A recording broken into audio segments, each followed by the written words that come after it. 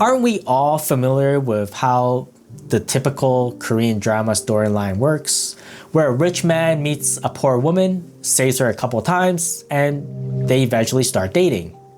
Or the gender role is reversed, where a wealthy woman meets a poor man, things happen here and there, they start dating, get married, and live happily ever after. Wow, wouldn't that be nice if it happened in real life? Yeah, some of you may realize that doesn't usually happen. More often than not, these Korean dramas don't really talk about the struggles, the time, and the effort it takes to make a relationship last forever. And that is exactly what we're going to talk about today. I recently watched a Korean drama called When Life Gives You Tangerines, and one of my favorite characters on the show was called Gwan-Sik. As a man, I feel like there's a lot we can take away from him. I mean, just seeing how he loves Aesun and his family throughout the years, it hit differently. But it does raise a question. Did Gwan-Sik set the standard of man to an unrealistic level?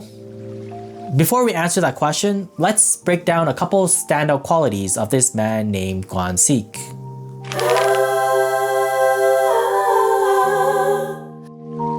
We hear it a lot in the show. Gwan-Sik has a heart of steel.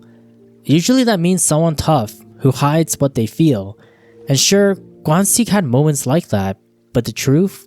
He wasn't hiding his heart. He was protecting others with it. Yes, he was emotionally strong, but only for the sake of his loved ones. When the family lost their youngest child, he kept his emotion in check to help them move forward. But when he was alone, he wasn't afraid to express pain or regret. Ironically, what I love most about Gwan-Sik is the exact opposite of the definition of a steel heart. I would argue he was a man very in tune with his emotions, and more often than not, he was willing to express them. Here's the reason why. Time and time again, Gwan-Sik never hesitated to tell Aesun how he felt. The only time he held back was when she said he was standing in the way of her happiness. So he respected her boundaries and walked away. But the moment she turned around and shared her true feelings, he swam back without hesitation. When others treated Aesun unfairly, Gwan-Sik stood up for her. He never hid the person he loved. He told her what she meant to him.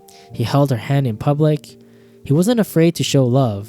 And when he did hold back, it was always for someone else's sake.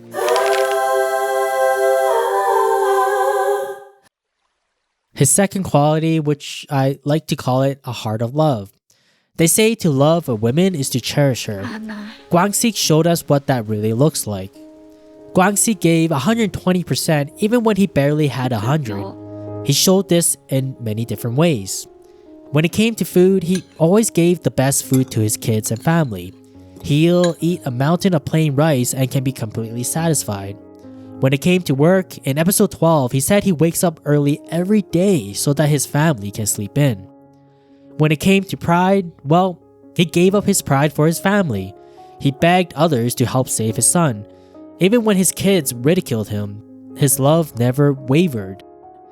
He even worked for the man who almost married his wife just to provide for them. Secondly, he supported his family to reach their full potential. The show called this flipping the table. He flipped the table by sitting beside his family at dinner. He again flipped the table by encouraging Aesun to get on the boat to write the name of it. And he also flipped the table by selling their home so that their daughter could study abroad. And I'm sure you can think of many other examples of him flipping the table. And lastly, how he had a heart of love was because he gave them picture-perfect moments. If a man can get his family to look at him the way Aesun, his daughter, and son looked at Gwan-Sik, then he knows he created an environment where love could grow.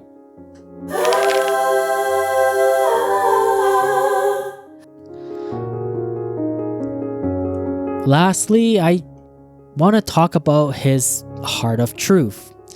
I mean, no one could argue that Gwan-Sik didn't raise the bar for what it means to be a man. But all those values, all those qualities mean nothing if we're not willing to speak truth to the people that we love.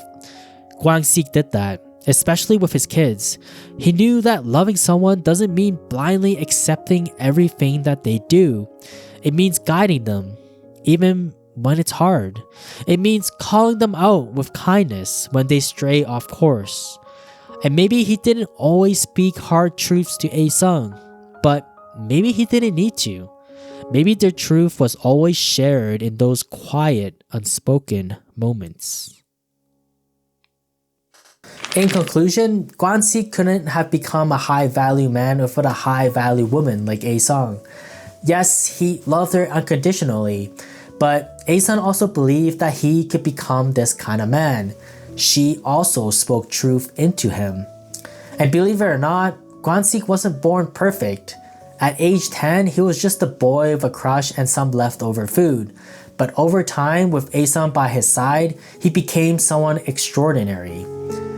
There was this moment in the show where Gwan-Sik says that all adults are just pretending to be adults. And honestly, that might just be the most relatable line in this whole show.